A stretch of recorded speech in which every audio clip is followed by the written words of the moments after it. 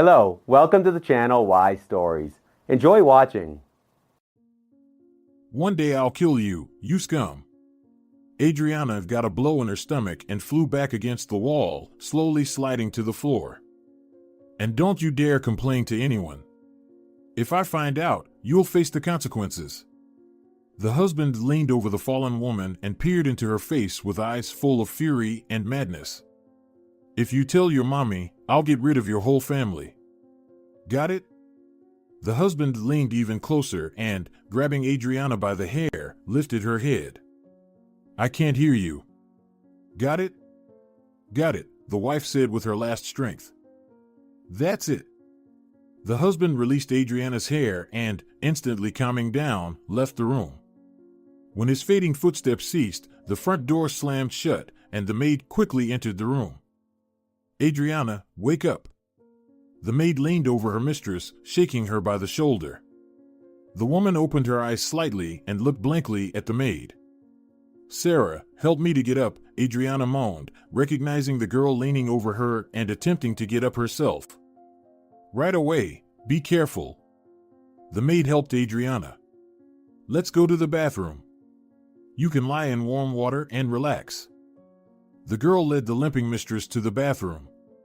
Seating Adriana on a stool, Sarah turned on the water and added bubble bath, preparing the bath for her mistress. Fetching cotton and first aid supplies from the medical kit, the maid carefully examined Adriana's face, neck, and arms. Today there were no dissections, the girl thought, once again helping her mistress stand and removing her housecoat. A huge bruise spread across the woman's abdomen.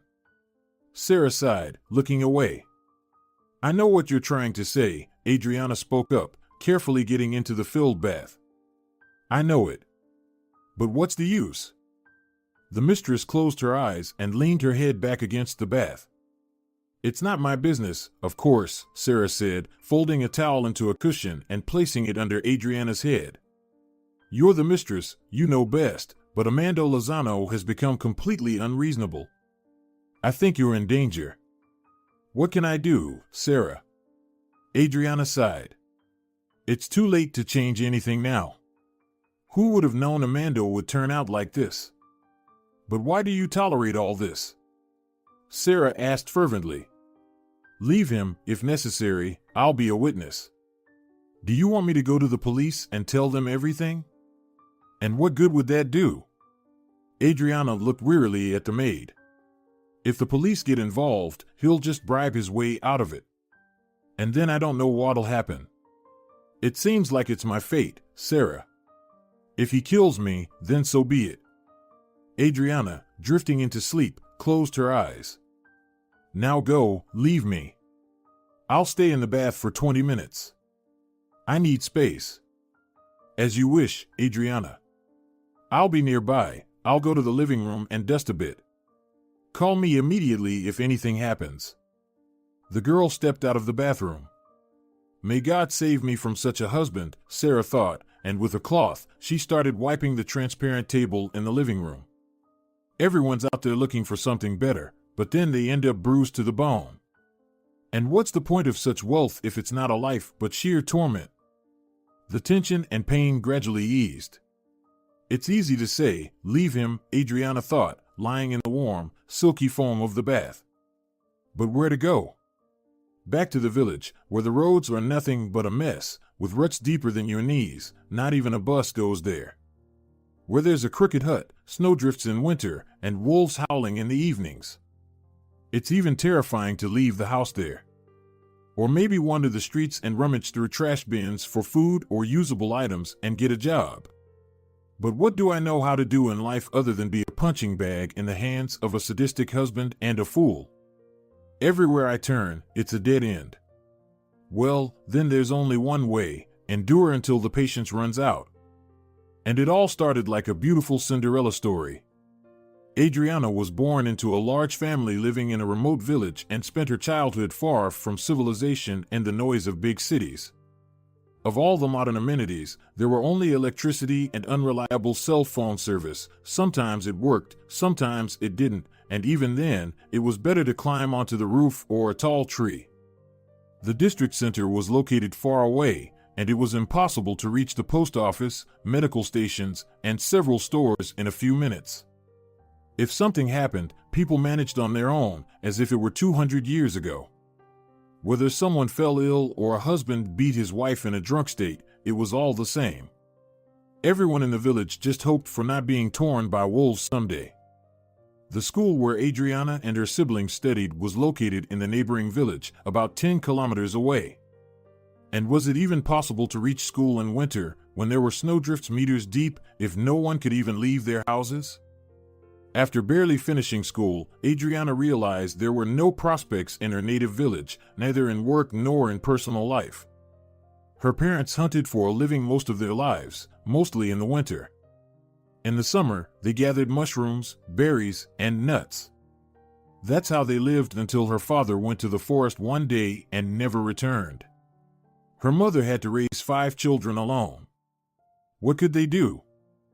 Adriana was the oldest daughter in the family, and when she finished school, her mother told her daughter straight up, "If you want to live differently, move to the city and apply to a college. Get a degree, settle in the city, and maybe later you'll help the younger ones move there. There are no prospects in our native village, they never were and never will be." The daughter pondered and decided to go to the city to enroll in a college. But she didn't think where exactly.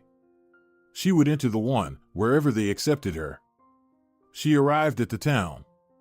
As soon as she got off the bus, she heard the usual street noise that was known to every city dweller. How did people even live here, she thought.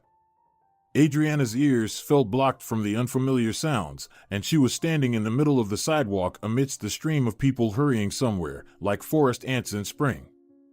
"You, dummy, what are you standing in the middle of the road for?" A hefty guy in a cap with a long visor over his eyes lunged at Adriana. Pushing the girl out of the way, the insolent fellow, like an icebreaker cleaving through the eternal ice of Antarctica, continued on through the dense stream of rushing city dwellers. "They're so rude here," Adriana thought, looking around for a bus stop. She had only been to the city once in her life. It happened in her childhood, when the family received free tickets for the children to a puppet theater performance from the regional authorities as a large family. Having waited for the right bus, Adriana boarded the approaching transport, intending to go submit documents to the college in the field of sewing and hairdressing. But then it turned out that she didn't have money to pay the fare. Her wallet mysteriously disappeared from her pocket. "It must have been that guy who pushed me on the street," the girl realized, trying to explain the situation to the conductor. However, she refused to listen to explanations and promptly kicked Adriana off the bus as soon as it started its way. Asking for directions every minute, the girl set off on foot in the right direction. An hour and a half later, she was standing at the door of the educational institution, but soon it turned out that the stolen wallet was just the beginning of her troubles. Finding the office of the educational department, Adriana was about to submit her documents for enrollment when it turned out that she had no documents at all. All her documents, including her passport and high school diploma, were in one of the pockets of her backpack, but they had disappeared as if they had never existed. The head of the educational department, not listening to Adriana's disjointed explanations, asked her to leave until her identity could be established. "My dear, I understand everything, but without a passport and also without other documents, I can't help you in any way, understand," she patiently explained. "You need to be more careful, after all, this is the city," she added, escorting the girl out. Thus, Adriana unexpectedly found herself on the street in every sense of the word. After asking several passers-by for help, she soon realized that this was completely futile. Most of those she encountered looked at her as if she were insane. Some even looked at her suspiciously, saying they would call the police. Upon hearing the word police, Adriana deemed it wise to abandon the idea of seeking help from strangers, even though she was not guilty of anything. Night fell. The girl, contemplating where to spend the night, noticed a small square with benches in the distance. Sitting on one of them, she took out from her backpack the remnants of the food her mother had packed for the journey, a couple of boiled potatoes, black bread, and several slices of fat. She didn't want to starve herself to death now, but when she was about to have a bite, she heard the rumble of an engine behind her, the squeal of brakes, and the slamming of a car door.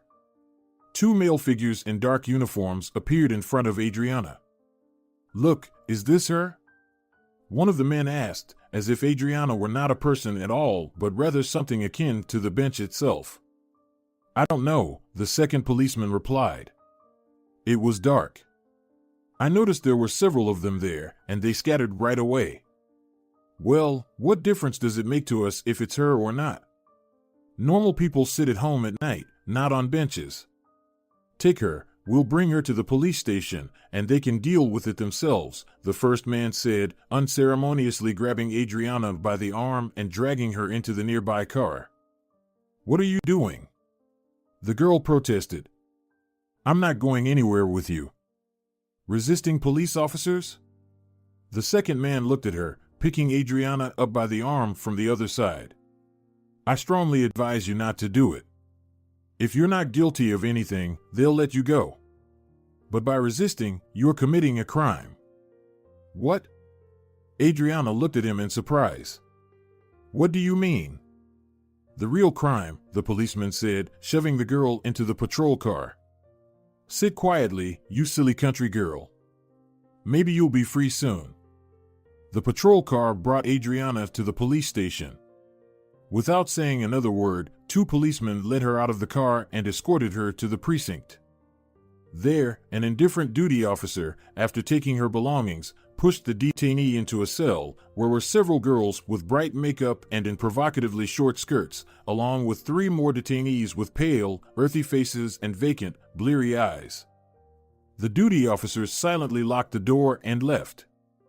"Hey, beauty, do you have a cigarette?" one of the girls asked Adriana. "They've searched us thoroughly. Even took away our makeup bags with brushes. But I really feel like smoking." "Stop the chatter," the duty officer said. "Don't buzz around, there's already enough buzzing without you." "He's buzzing around himself," the girl muttered under her breath. "Sylvia, enough chattering there, I hear everything," the duty officer replied. "Keep it up, and you'll see what happens." "Shut your mouth," I said. The phone rang in the room. The duty officer picked up the receiver to answer the call. "What are you here for?" The girl looked Adriana up and down. "You don't seem like one of ours." "Not really like those junkies," she nodded towards the group with the earthy faces, "or like us." "What did you do?" "I don't know. They just took me off the street." Adriana yawned, feeling her eyes getting heavy. By this time, everyone in her home village would usually be asleep. Nestling in the corner of the bench, she leaned against the wall, drifting into a light doze. Suddenly, she heard loud banging and voices, and the noise broke into her sleep. Adriana opened her eyes. There was the duty officer and two others in civilian clothes in front of the cell. "Listen up, it's not the time to sleep," the duty officer said, tapping the bars of the cell with a plastic baton. "It's almost morning, and the shift will change. Whoever wants to come out of here should draw conclusions, decide, and act right. Think it over. Who's first? What does he want?" Adriana whispered to the girl sitting next to her with bright makeup and black fishnet stockings. "Seriously, don't you get it?" The girl looked at Adriana. "Well, if you want to get out of here sooner, come up with something to pay off the duty officer and the cops before they change shifts," she patiently explained. "And when the shift changes, you'll be stuck here for at least another day." "Why is that?" Adriana didn't understand. "Because when another duty officer comes, he'll take over the shift with you imprisoned here, and they'll have to figure out who you are, where you're from, and if you have any issues, you know.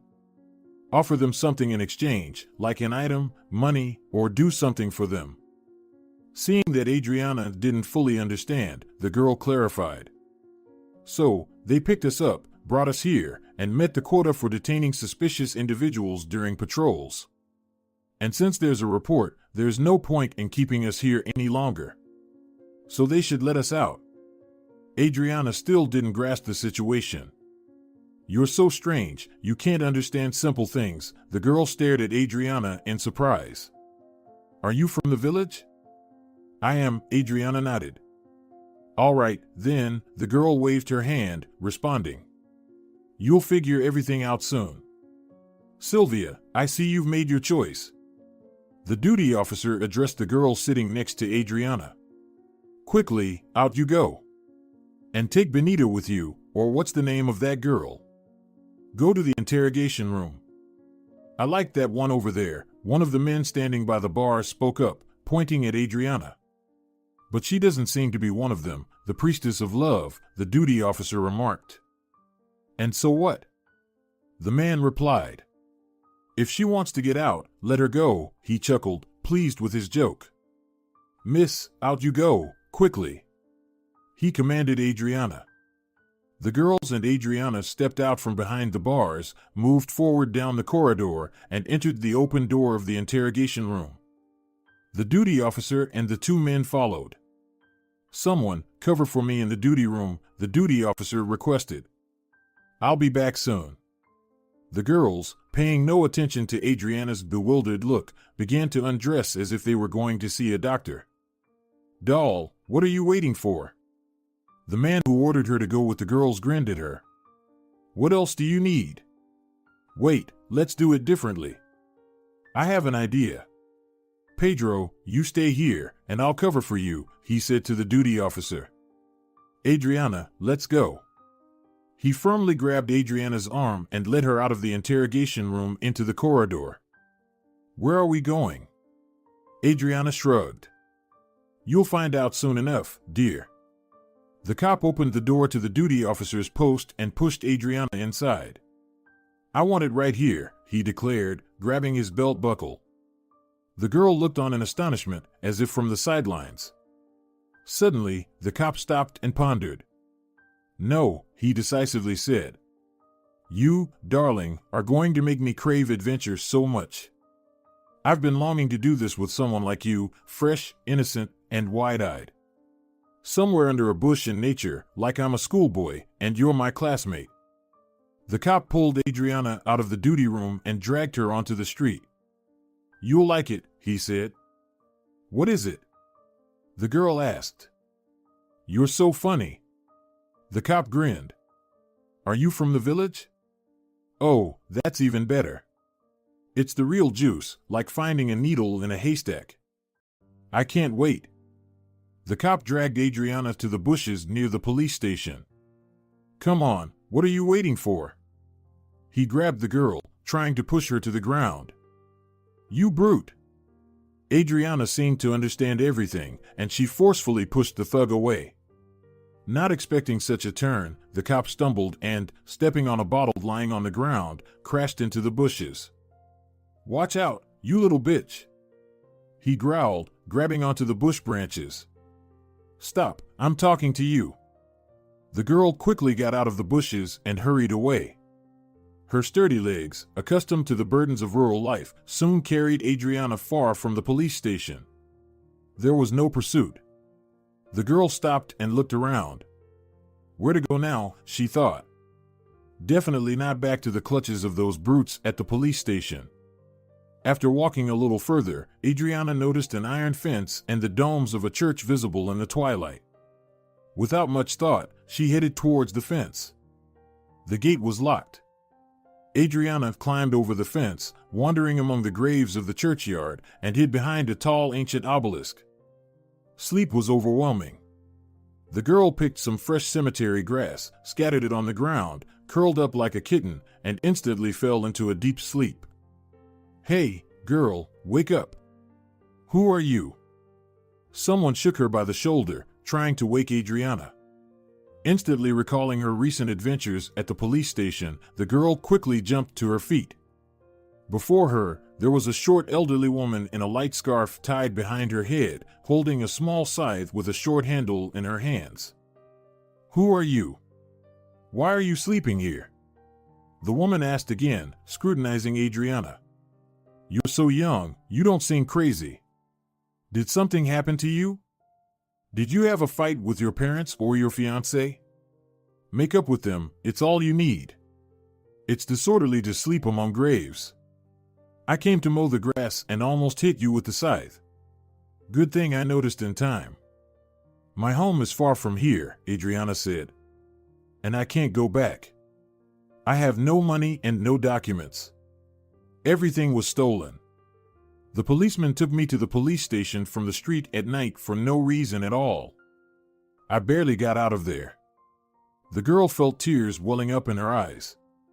What did I do? Nothing bad at all.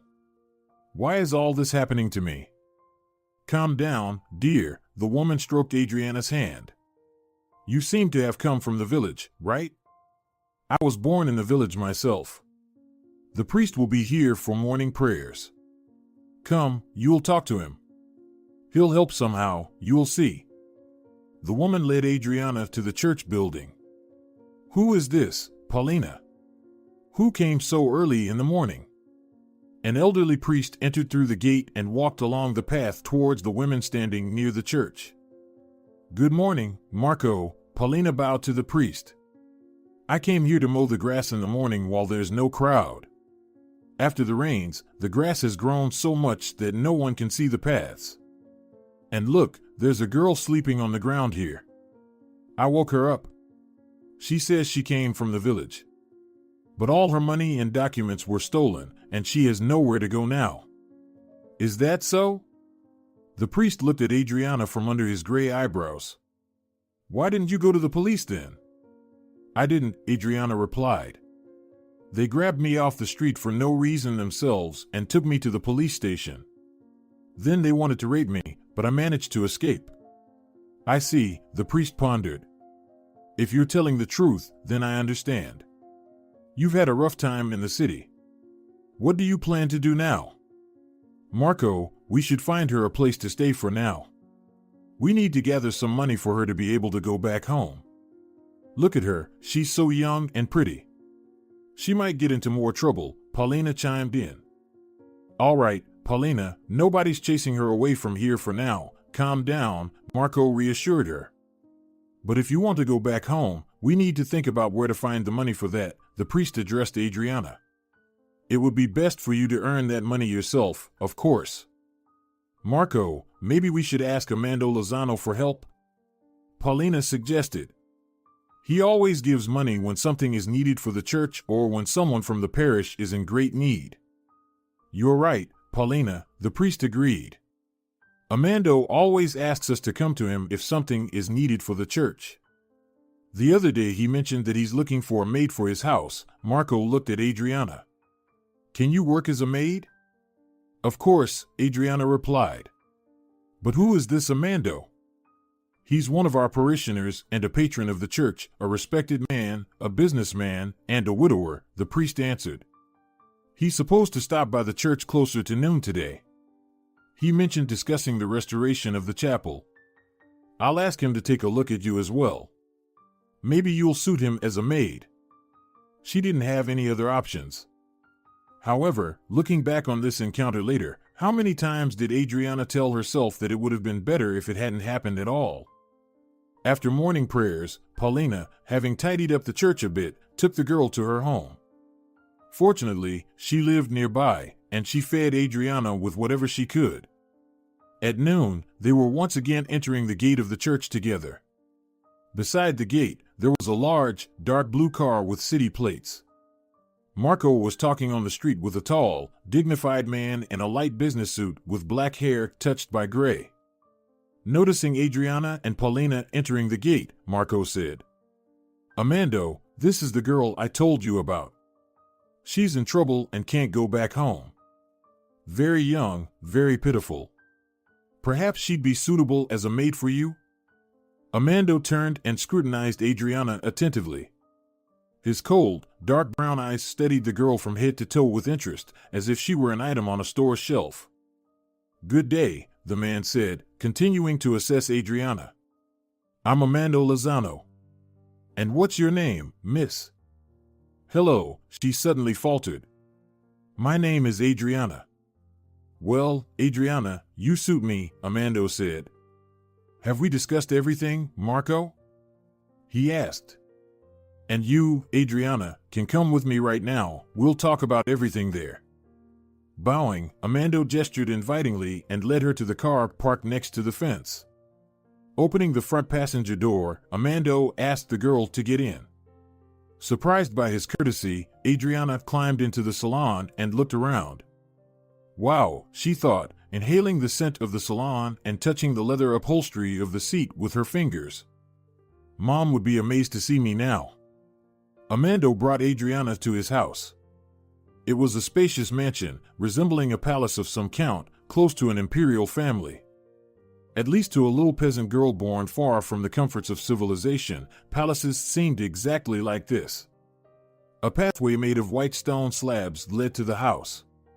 The house rose above it, reaching into the blue sky with its high towers.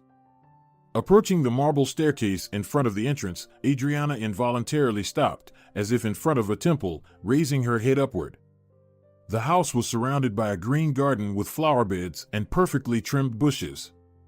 In the depths of the garden, a fountain with sparkling streams of water glistening in the sun could be seen. "Come on, Adriana," the host said, taking the girl's elbow. "Come inside, please." He led Adriana up the stairs. Inside, everything turned out to be no less magical than outside. Before the entrance, the bewildered peasant girl was greeted by a spacious, echoing hall leading to a living room with a fireplace and leather sofas. Directly from the hall, she saw a bright marble staircase to the second floor with railings made of smooth, shiny wood. Confused, Adriana stopped in the middle of the hall. "Is something wrong?" the host asked mischievously.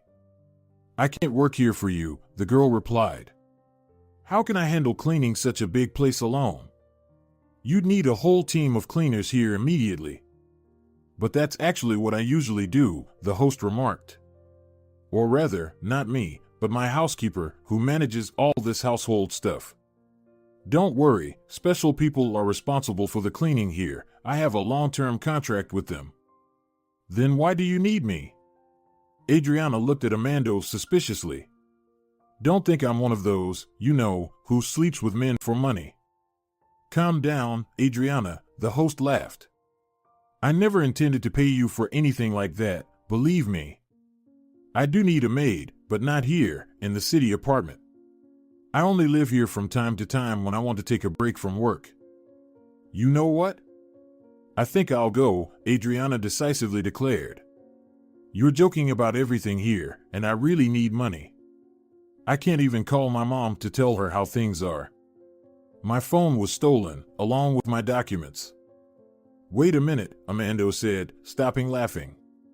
"Yes, I do need a maid, but I've got other thoughts about you now. Let's discuss everything calmly, and then you'll decide for yourself whether to stay here or not. Let's go sit down and have a cup of coffee." He picked up an elegant silver bell from the living room table and rang it. The melodic sound echoed through the hall, and a stern-looking woman in a dark business dress with carefully styled hair appeared in the living room. "Eleonora, make us some coffee," the host said to the woman. "What would you like? Latte, cappuccino, Americano?" he asked Adriana. The girl looked at Amando in surprise. "Is he kidding me?" she thought. "Do you have African?" Adriana asked challengingly. "You're simply charming, Adriana." The host chuckled. "No, I don't have that. I'm a coffee enthusiast and love all kinds," he explained amiably. "And you, apparently, have never heard of such things? Well then, I hope good black coffee will suffice for you." Amando nodded to Eleonora, who was waiting for instructions. Without a word, the woman left. "Will you tell me what you wanted to offer instead of being a maid?" Adriana asked, feeling like she had stepped into a museum of imperial porcelain in muddy, clay-covered boots. In school, the teacher talked about it and even showed pictures of the museum halls. "I must confess, I'm a bit old-fashioned, so I tend to indulge in ceremonies," the host said. "So, please forgive me for that, and without further ado, let me get straight to the point." Eleonora returned, carrying an elegant service set on a tray. Placing it on the table, she silently left again. "Well, it's definitely imperial porcelain," Adriana thought as she was watching the host pour aromatic coffee into delicate milky white cups. "Please, help yourself." It's very good coffee, Amando said, placing a cup of coffee on a saucer in front of the girl. No, Adriana looked doubtfully at the cup in front of her. I might break the cup, then what? Well, at least try it. You'll like it, the host said, taking a sip from his own cup. It's an excellent coffee. He closed his eyes with satisfaction, savoring the aroma. Adriana hesitantly picked up the cup and cautiously took a sip. Isn't there any sugar? She asked, slightly wrinkling her nose at the bitterness of the drink. There is. The host laughed again. But I don't recommend adding it. The taste of this noble coffee is better without it, trust me. Although I understand it may seem unusual. Amando looked closely at the girl. Have you ever wanted to change your life and try something new and completely different? I don't know, she replied. I just want to get home as soon as possible. You know, Adriana, I like you more and more, Amando said. Okay, I won't keep you in suspense any longer and tell you what I want to offer you instead of being a maid. Listening to the man sitting next to her and surveying the surroundings, Adriana couldn't shake the feeling that she was dreaming. The fairy tale continued. Amando explained that he owned an etiquette school and a matchmaking agency for very wealthy people. The essence of the offer for Adriana was to become one of the students at the etiquette school for young ladies and soon become part of the bride market intended for people from the elite world of big business. However, the girl herself was not enthusiastic about this idea, but Amando insisted. I have another proposal for you, he said in response to her expressed doubts. Maybe let's skip the conventionalities. We do it this way here, he suggested. What do you mean? Adriana asked in surprise. You like ceremonies, so. Old-fashioned, you mean? Amando looked mischievously at her. Or just too old for you, maybe? Come on, relax, one doesn't exclude the other, believe me. Despite my love for formality, I'm quite a simple person. Everyone who knows me can attest to that. So, are you willing to try something new or not? I see potential in you, and I have a sharp eye, he continued, seeing Adriana's hesitation. But why me? The girl wondered. I didn't even know you yesterday, and now suddenly. That's how life goes, Adriana. You just got lucky. That's firstly, Amando replied, and secondly, you should agree. Well, what else awaits you in this city? Work in a hair salon or a shop? But what will my mom say, Amando? Adriana doubted again. I'll take care of your mom, he assured her. Thus, the fate of the little peasant girl from a distant, remote village suddenly changed, and vice versa. Adriana didn't know what arguments Amando had presented to her mom, but she hadn't even been against anything. Soon Adriana's passport, which was stolen on the very first day, was restored, and the girl moved into Amando's country house and started living there under the vigilant eye of the manager, Eleonora. She showed the room assigned to the girl and first opened the wardrobe with new clothes before her. Here, take a look, she said. No more old clothes or even underwear from your village. Tomorrow you'll go to the beauty salon, they'll completely freshen you up there, and after that, you'll enroll in the ladies' school, where you'll be under the teacher's control. But why do I need it? Amando said right away that I'm very beautiful, Adriana said. My dear, your beauty is just a natural talent. Like an uncut diamond, Eleonora replied coldly. But your task is to turn this diamond into a brilliant one. And the most important thing here is to make you look more like a city person. How so? Adriana didn't understand. Well, it's obvious, Eleonora looked ironically at the girl. Perhaps you've heard such an expression before? It's quite easy to leave the village, but it's much harder to make you look more like a city person. So, that's your most important task. Adriana's day was now strictly scheduled from morning until evening. Ladies' school classes went on all week, except weekends. But even on weekends, vigilant Eleonora didn't take her eyes off Adriana. Among the subjects studied were etiquette, the ability to behave properly like a true lady in all situations, foreign languages, and even the basics of psychology in relationships with men. After all, the goal of education was to become worthy spouses for the powerful in this world. On the first day, the girls signed a contract, the mandatory condition of which was a ban on any relationships with men during their education at the ladies' school. Communication between the students was also not encouraged, and there simply wasn't time for it. In the morning, Eleonora woke Adriana up, made her breakfast, only healthy and no indulgences, and then personally took her to her studies. This was supplemented by fitness, swimming pools, beauty procedures, and dances. There was simply no time for anything more. After a year of this life, Adriana was unrecognizable. It seemed like there was nothing left of the little peasant girl who had come from afar and, stunned by the noise of the streets, had stepped off the bus on one of the sunny summer days. Armando showed genuine interest in Adriana's successes. Regularly visiting his home, he spent time with the girl chatting, and once a week he inevitably took her to some social event. "Get used to it, Adriana," he used to say, announcing Adriana's next social outing. "Social events are a mandatory attribute of your future life, so be ready at the appointed hour, I'll pick you up." He wasn't interested in what Adriana herself wanted. Arguing with such a person clearly wasn't worth it, and the main principle of education at the ladies' school was that the man's word was equated with the law for future wives of rich people. After a year and a half since the start of her education, Adriana, like any other student at the ladies' school, was waiting for an exam. The school was considered completed if the girls successfully passed all the exams, and after that, she became a candidate for Armando's matchmaking agency. Turning to such an agency in search of a wife was not affordable for everyone, but the owner personally bore responsibility for the quality of the offered brides. Adriana, proving to be a capable student, passed all the exams successfully. However, Armando didn't rush to include her in the catalog of brides at his agency yet. He personally congratulated the girl on successfully completing the ladies' school and even gave her a diamond ring for the occasion. After Armando's departure, Adriana, putting the ring on her finger, went to the kitchen for lunch. Sitting down at the table, she examined the gift, turning her hand in different directions and watching the play of light in the facets of the precious stone. Eleonora served the table and sat down next to her, silently observing the girl with ironic amusement. "Eleonora, does Armando only give such gifts to the very best students at the end of school?" Adriana asked. "I've never heard of such a thing," Eleonora replied reservedly, starting to eat. "But then, why did he give me this?"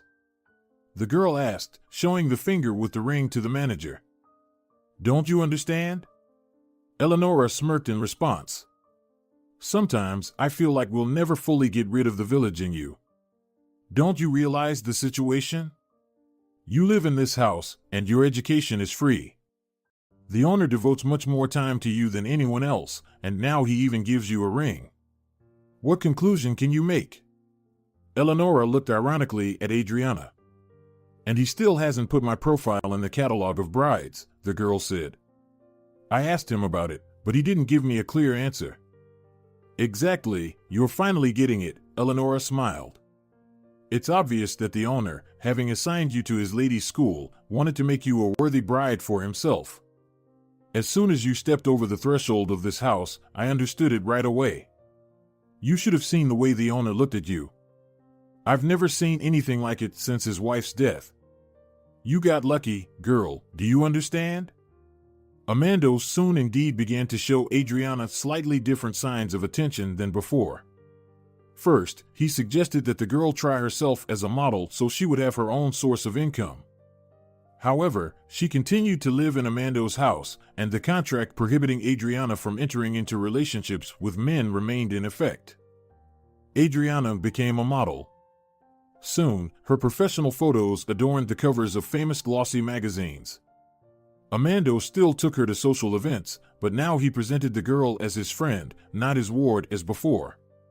Soon everyone started talking about Adriana and Armando being in a close relationship, although there was nothing like that in reality.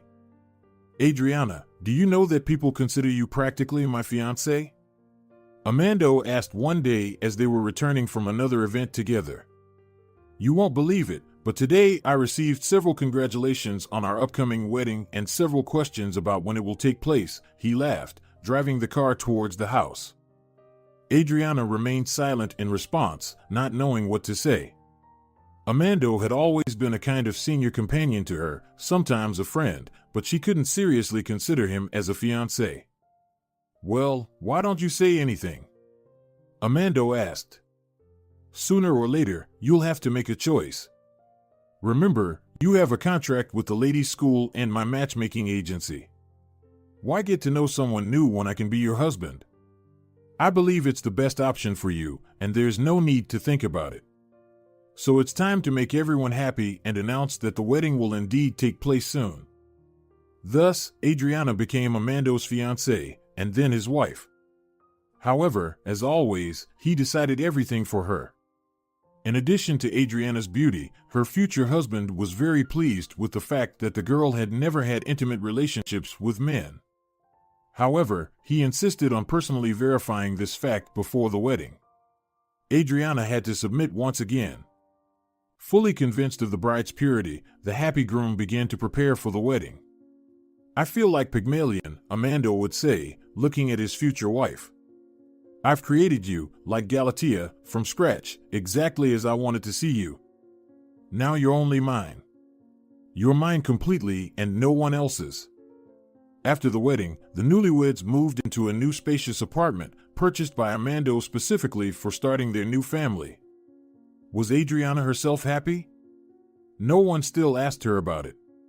Having graduated from the ladies' school, the girl guided her life only by what was instilled in her during her education, and graduates generally did not ask themselves questions like "How happy am I?" or "What do I really want?" After all, the main thing was to settle successfully in life. At first, everything went reasonably well. Later on, Adriana often wondered what happened when her husband, an affable gentleman, gradually turned into an inadequate and unpredictable beast. A year after the wedding, Adriana suddenly noticed that her husband started behaving differently. He increasingly expressed dissatisfaction with his wife, although he used to admire her constantly. "Why aren't you pregnant yet?" he asked his wife one day, and the next day he scheduled her for an appointment at a women's health clinic, intending to find out the reason. The examination did not provide an answer to this question. Adriana was completely healthy. The next complaint was that he wasn't satisfied with his wife in bed. Adriana didn't know what was wrong with her husband this time. She did what they taught her, preparing to be the wives of the richest men in this world, as best as she could. However, Armando, sensing her inner coldness, became increasingly enraged. "You haven't met my expectations," he told her one day. "And yet, I invested so much in you that it won't pay off. I created you, got you from rags to riches, and polished you like a diamond." Adriana had nothing to say to her husband in response. After all, he never spoke about what exactly his wife was guilty of. He only reproached her for no longer eliciting his previous strong emotions. "I would divorce you," Armando finally declared after another round of complaints, "but I can't bring myself to do it. So much has been invested in you." He pushed Adriana away with disgust, and she, losing her balance, fell to the floor and groaned in pain, hitting her head on the bedpost. However, Armando saw this and, apparently feeling a strange relief, suddenly calmed down. Wasn't this the beginning of dark days in Adriana's life? If her husband returned home in a bad mood, the wife knew he would definitely want to relieve his negative emotions by beating her. After that, he would calm down and usually leave home, sometimes disappearing for several days. And these days were a real respite for Adriana.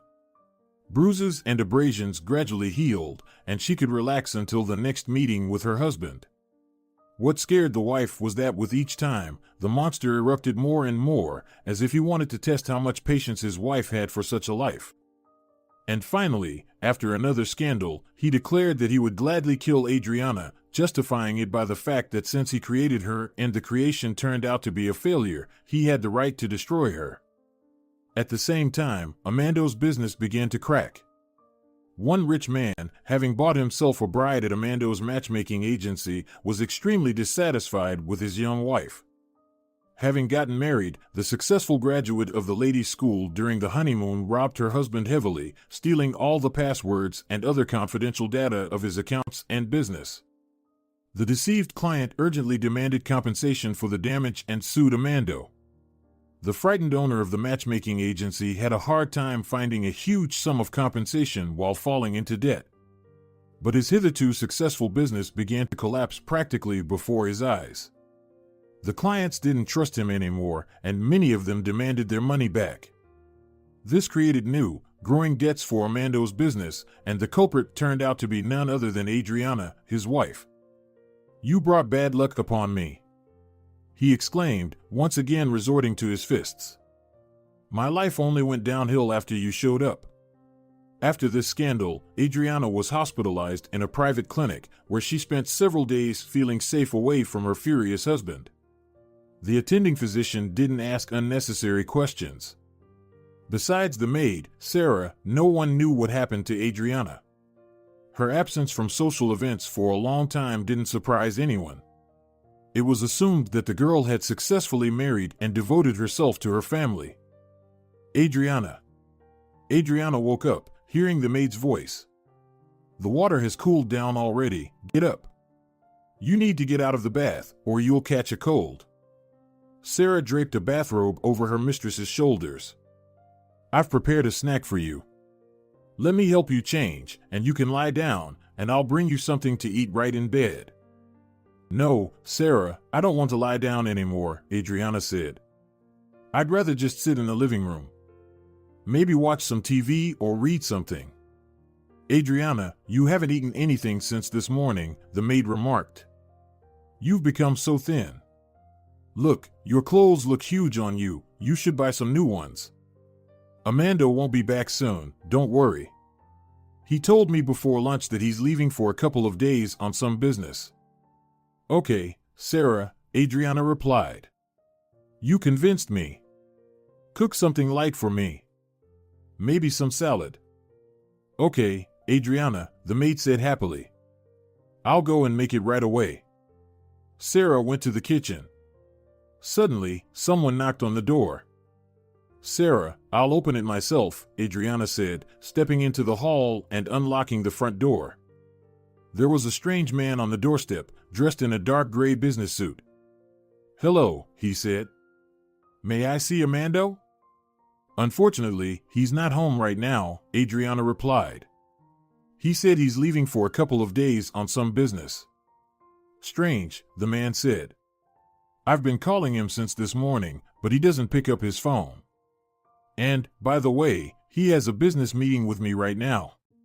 We agreed on that." The man fell silent, disappointed.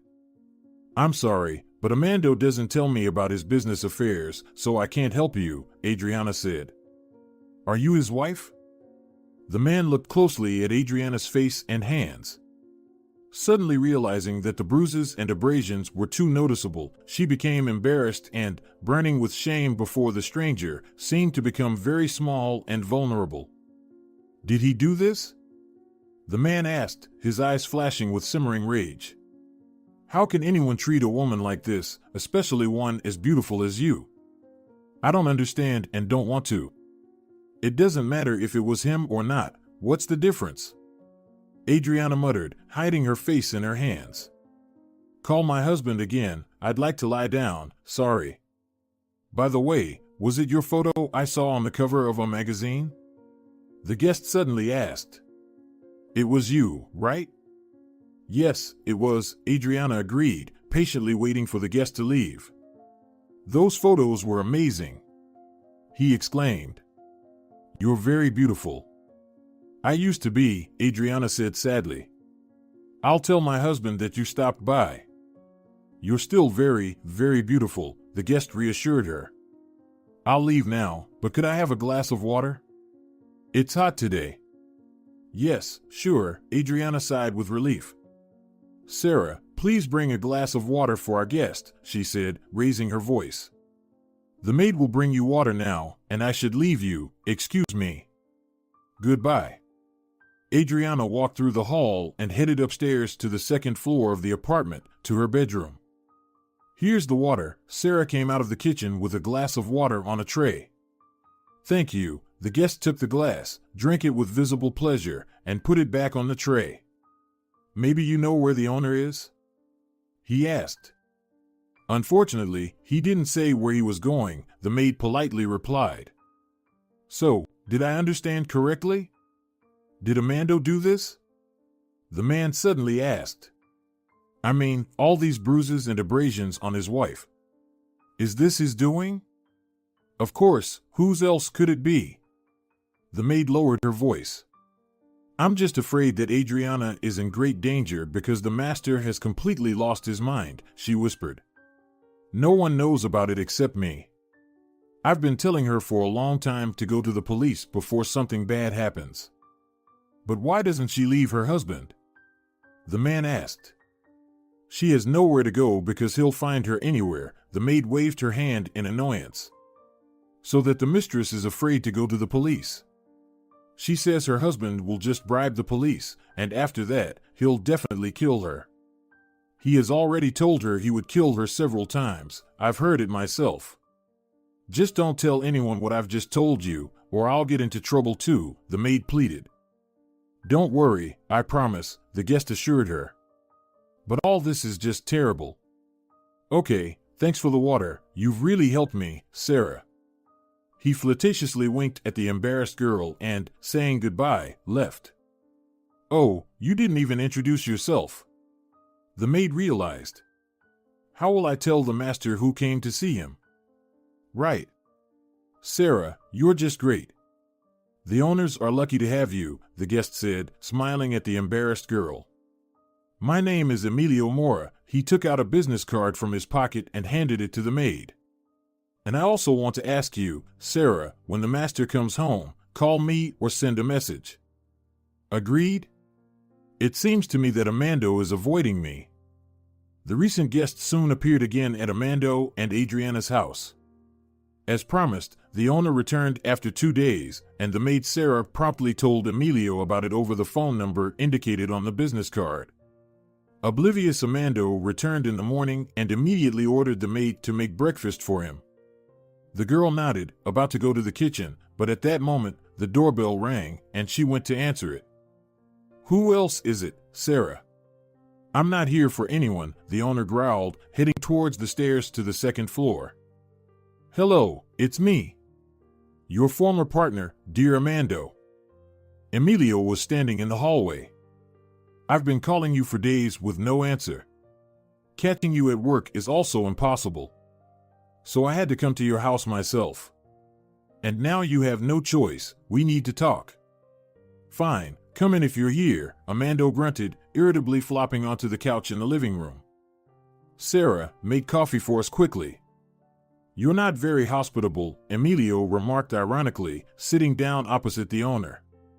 Especially considering the amount you owe me, it's at least incorrect. Emilio, you have to understand, I don't have the money right now, Amando changed his tone. I went away just for this reason, to find a way to pay back your debt, believe me. But so far, alas, I haven't achieved anything. I don't know what to do. I don't know. Amando, this is not how things are done. And I don't need to explain it to you, Emilio said. You convinced me to invest in your new project and promised quick profits. And what's the result? I understand everything, but I failed, Amando said in despair. The project didn't work out, plus there were other problems, and it's all growing like a snowball. So there's no money, the guest pondered. I see. Then I have one proposal, and I believe it's the only way for you to settle with me. If you refuse, I'm going to court, I promise. Go on. Amando stared anxiously at his former partner. What do you want? You have a very beautiful wife, Emilio looked meaningfully at Amando. In what sense? He didn't understand. In the most literal sense, the guest replied nonchalantly. I dropped by your place the other day and had the pleasure of meeting her in person. She's a very beautiful woman. She's a jinx and brings nothing but trouble, Amando's eyes filled with anger. Things were always fine before she showed up in my life. Listen, are you hitting her or something? The guest asked. None of your business. Armando glared at Emilio. This shouldn't concern you. Well, that's debatable, Emilio remarked. After all, you want to settle with me. So here's the deal, I need your wife. You give her to me, and consider that you owe me nothing else. Are you serious? Armando looked hopefully at Emilio. Take her right now if you want. I'm tired of her. At least there will be some benefit from her presence. That's perfect, Emilio concluded. But remember, I need her entirely and completely, with no other owner but me. So first, you'll divorce her, and the sooner you do it, the sooner you'll stop owing me. I can do it tomorrow, Armando replied. I'll find someone and divorce her in a second. Then take this troublemaker with all her belongings. Adriana, closing her eyes, was lying in her room on the bed. She already heard that her husband had returned and anxiously awaited when he would come up to her. She was expecting anything to happen. Suddenly, she opened her eyes and listened. She heard footsteps in the corridor outside the door, then the door swung open, and her husband appeared on the threshold of the room. I want a divorce, he announced without preamble. Get ready, we're going to start the divorce process right now. Adriana and Armando returned home in the afternoon. Well, there you go, Armando said, addressing his ex-wife. Now you will finally get out of here. But where should I go? Tears welled up in Adriana's eyes. I have nothing. Just as I didn't have anything in the beginning, so now, after years spent with you. Well, you don't have to worry about that, her husband replied. After the divorce, you'll have somewhere to go. Say thank you that you won't be living on the street. Armando, what do you mean? Adriana became anxious. Listen carefully, Armando said. Now you'll get ready, dress nicely, completely tidy yourself up, and go to the house of one person. And from that moment on, you'll be completely under his control, and I don't want to hear anything else about you. Why should I go to this person? Adriana looked at her husband with fear. Do you remember in what condition you were when I found you when you came to town? Remember from what mess I pulled you out and made you what you are now? Armando said. You owe me your life after that, and I owe that person a huge sum of money. And fortunately, he offered to forgive my debt in exchange for you. I agreed, and the rest doesn't concern me at all. Now you're no longer my wife. Armando, I can't believe you would treat me like this, Adriana was crying. I'm not an object, not even a dog or a cat. Pay off my debt, her husband interrupted. And if you think about running away, remember, you have nowhere to run. I'll find you everywhere and drag you to him by force. Now you have a different owner, and just try not to please him and disappoint his expectations. You have an hour, get ready. Armando descended to the living room and called for the maid. Go to the mistress and help her get ready, he told Sarah, taking out his phone and dialing Emilio's number. Emilio, I fulfilled your conditions. We've got divorced, and Adriana will be ready to appear at your place in an hour. Now it's your turn to fulfill what you promised. Excellent, Emilio replied over the phone. Exactly an hour from now, I'll send a car for her, but don't rush. Before I forgive your debt, I want to personally ensure that your wife is as good as I thought. She must first please me, and then I'll make a decision. You still have no other way out. Adriana silently prepared herself, getting ready for the upcoming visit. The door opened, and the maid entered the room. That's it, Sarah, Adriana said sadly, we probably won't see each other again. My husband divorced me and is kicking me out of the house right now. But even that's not the worst part. He decided to settle his huge debt by paying it off with a living person, so to speak. My goodness, how is that possible? Sarah gasped, covering her mouth with her hand. And who is this person to whom Armando owes? I don't know, Sarah, Adriana sighed, examining the dress hanging in the wardrobe. So I'm preparing for the worst. I guess I came to the city at the wrong time, but it's too late to change anything now. Well, I guess I'll wear this, she said, taking a black long dress off the hanger. Adriana, but this dress is suitable only for funerals, Sarah pointed out. Don't bury yourself prematurely, things might still change. I don't know what's waiting for me, but now this person is my owner. That's what my husband said. Adriana looked at herself in the mirror. And I have no choice. Are you ready? Amanda appeared in the room. The car is here, waiting downstairs. Come on, what are you waiting for? Adriana took a last look around her room, as if bidding farewell, and silently walked away. She descended to the hall and, without uttering another word, left the house. A large black car was waiting by the entrance. Adriana approached it. The door of the front seat swung open. Get in the car, the driver said. Gathering her long dress, Adriana sat in the front seat. You? She said in surprise, looking at the person behind the wheel. Yes, Adriana, that's right, it's me, Emilio smiled in response. Amando, waking up in the morning, opened his eyes and stretched sweetly, lying in bed. For the first time in a while, he managed to get a good night's sleep, which was already good. Now everything will be fine. The end of the bad luck, he thought happily, picking up his phone and browsing the news online. Suddenly, he received the notification. Amando opened the message and his face changed. On the screen, he saw a photo of Adriana lying on her back amidst scattered blue shards. The black long dress in which his ex-wife left the house yesterday was torn from top to bottom. A dark red puddle of blood was spreading from the back of the woman's head, mixing with her hair lying on the floor. Upon seeing this unexpectedly revealed image, Amando, against his will, felt a surge of pity and guilt towards Adriana. His former wife in the photo looked lifeless. He couldn't make a mistake. In the next second, the phone rang. It was Emilio. Why did you send me this? Amando asked in horror, answering the call. Did you kill her? I sent what I had to, Emilio replied. And what did you pass me off? Is she a prude? I spent the whole night chasing her like a fool. She was unyielding. How much can you persuade someone? I grabbed her a bit forcefully. She screamed, broke free, and tried to run away from me. I chased after her. I caught up with her right by the stairs, and she clawed at my face like a mad cat. She broke free from my grip again. And then she fell headfirst down the stairs. Do you know what kind of staircase I have in my house? I looked, and she was lying downstairs, covered in blood and not breathing. In short, I'm not satisfied, and that's putting it mildly. And this devil knocked over a vase that was on a pedestal during the fall. Do you know how much it's worth? It's a Ming Dynasty vase.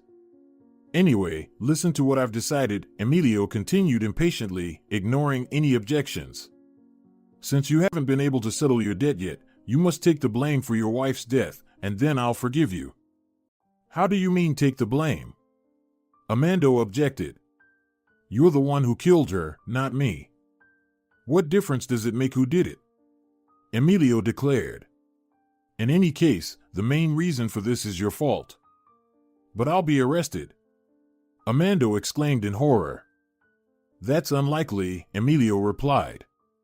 I'll handle her body myself, and you'll go to the police right now and confess.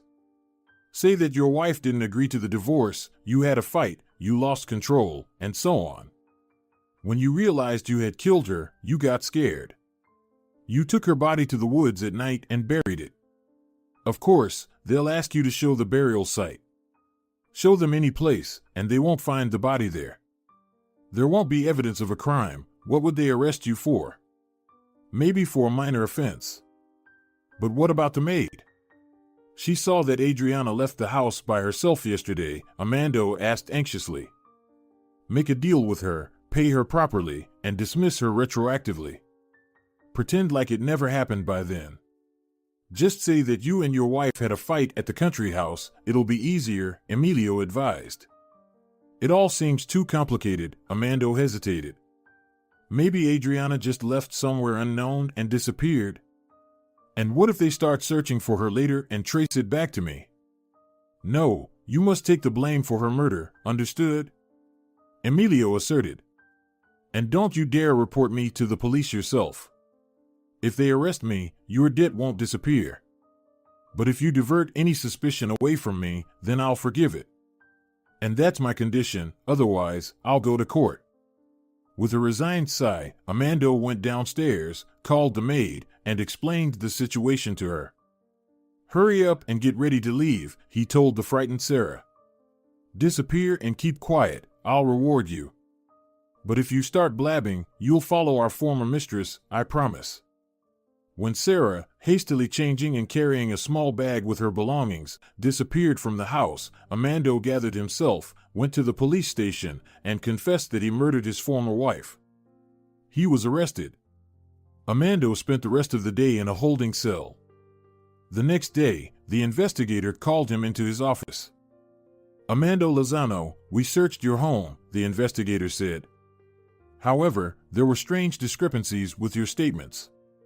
You claim to have killed your wife by pushing her down the stairs. But there were no bloodstains found during the search, and there should have been. Perhaps you've murdered her differently. Yes, of course, I just forgot, Armando falsely asserted with confidence. I simply got confused.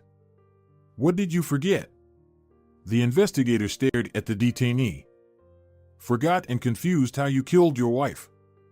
Yes, I actually accidentally shot her with a gun, he replied. What gun? The investigator raised an eyebrow at Armando. We haven't found any guns while searching at your home. From a hunting rifle, Armando stated. I actually killed my wife at the country house. We got divorced and went straight there, he hurriedly began to explain. I took out the rifle, intending to clean it, and Adriana started arguing with me, then she clawed at my face, and I accidentally pulled the trigger. That's it. All right, Armando, we'll check everything, the investigator replied. The next day, Armando was sitting again in the investigator's office. Armando, what is your goal? He pulled out a document from the folder and placed it on the table in front of the detainee. Look, this is the search protocol from your country house. Do you think we have nothing better to do here? Read. The investigator thrust the paper under Armando's nose. If you claim you shot your wife with a hunting rifle, then why did the examination show that your rifle hasn't been fired in several years? Or do you have another, different rifle? No, Armando looked bewilderedly at the investigator. Furthermore, Armando, your housekeeper stated that neither you nor your wife were at the country house for the past several days, the investigator continued. Explain the situation. I don't remember how I killed her, Armando said. But I do remember where I buried her. I can show you. Armando, accompanied by police officers, left the city limits. 2 hours later, the angry and tired police officers brought Armando back. His wife's body was not found in any of the specified locations. The investigator, learning about the search results, looked at the strange detainee with annoyance. Are you not a bit crazy, Armando? He asked. Or maybe just a pranker. I heard that rich people living the good life like to joke around and prank everyone. And the cameras in the entrance and in the yard of your house recorded how your wife walked out of the house on her own that day and got into a car with license plates from another region. How do you explain that? All right, the investigator concluded. You'll spend a couple of days in a mental hospital. Maybe it'll clear your mind. Why? Armando panicked. You have no right. I don't need to go to a mental hospital. You do, Armando, the investigator assured. To close the case, all that's left is to conduct a psychiatric evaluation. Lie down, think it over, and by autumn, maybe you'll want to joke around less. The next 2 weeks, Armando spent in a mental hospital. He had some neighbors in the ward, 2 of whom believed themselves to be Napoleons and constantly argued with each other about who was the real one and who was just pretending. There were also Adolf Hitler and Harry Potter in the ward, who had productive collaborations. Meanwhile, the most fearsome dictator of the 20th century persistently searched for the Grail Cup, while Harry Potter tried to recreate it from his slipper by reading incantations that only he understood. None of Amando's neighbors paid any attention to him. Soon, the psychiatric evaluation declared him perfectly sane. The investigator fined Amando for disorderly conduct, closed the case due to a lack of evidence of a crime, and, with noticeable relief, ushered him out of his office. Receiving back his belongings confiscated during the arrest and his phone, Amando immediately began to call Emilio. "I did everything as promised," he told Emilio over the phone. "Now, are you satisfied, and will you forgive my debt?" "You've been missing for so long," Emilio replied. "I thought you had just run away." "I was put in a mental hospital for evaluation," Amando said. "But now the case is closed, although I'm still not sure if I'm the real Amando Lozano or some kind of Napoleon or President Kennedy." "I see," Emilio replied, barely holding back laughter. "As for the debt, here's the thing," he continued, now speaking seriously.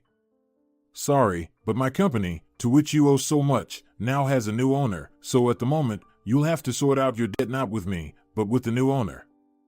"Are you kidding me?" Amando protested. "I'll never believe that you managed to sell your company with such debts." "I didn't sell it," Emilio replied nonchalantly. "I gifted it." "Enough joking," Amando exclaimed. "It's not funny at all."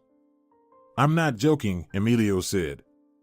"I can introduce you to the new owner of this company today. You know the French restaurant next to my main office? Come there in 2 hours, you'll meet there and also discuss the terms of settling your debt." 2 hours later, Amando, after stopping at home and tidying himself up as best as he could, stepped into the gleaming doors of the French restaurant. Brushing off the waiter, he surveyed the room and, spotting Emilio sitting at one of the tables, made his way over. "So where is he, your new owner?" he asked, taking a seat in the neighboring chair. "He'll be here any minute now," Emilio replied. "There she is." "Look," Emilio said, looking somewhere behind Amando and waving his hand invitingly. "She? A woman?" Amando asked. "Yes, precisely. She's a great woman," Emilio replied, smiling contentedly. "Hello, darling. Have a seat, our friend Amando has been waiting," he said, standing up and pulling out a chair for the woman who approached the table.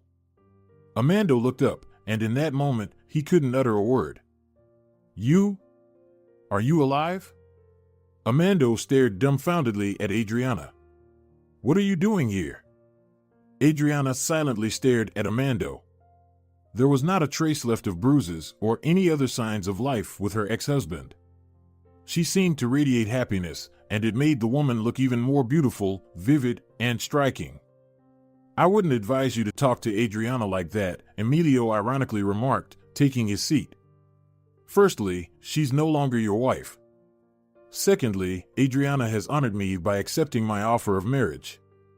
We got married yesterday, and now we're getting ready for the wedding. And thirdly, if you knew what wedding gift I gave my young wife." "What gift?" Amando mumbled uncertainly, overtaken by a bad feeling. "Here," Emilio pronounced solemnly. "Meet Adriana Ortiz, the new owner of my company," and Emilio clapped Amando on the shoulder. "And the creditor of your enormous debt, man." If you're enjoying it as well, leave a like and subscribe.